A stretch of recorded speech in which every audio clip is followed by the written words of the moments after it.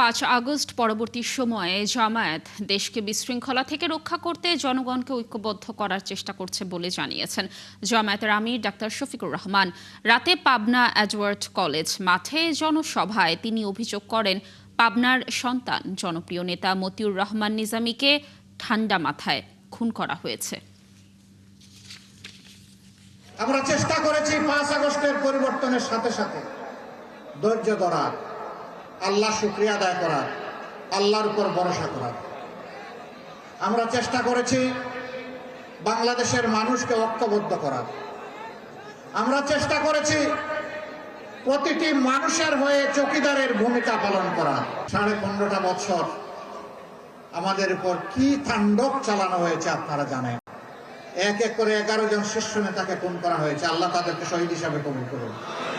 একমাত্র ব্যক্তি যাকে আমরা ফেরত পেয়েছি আমাদের ভাই, আমাদের নেতা জনাব এটিএম আজহারুল ইসলাম। আর সবাইকে খুন করা হয়েছে। কাকে দেওয়া হয়েছে ফাঁসি, আর কাউকে জেলের ভিতরে মৃত্যুর দিকে ঠেলে দেওয়া হয়েছে।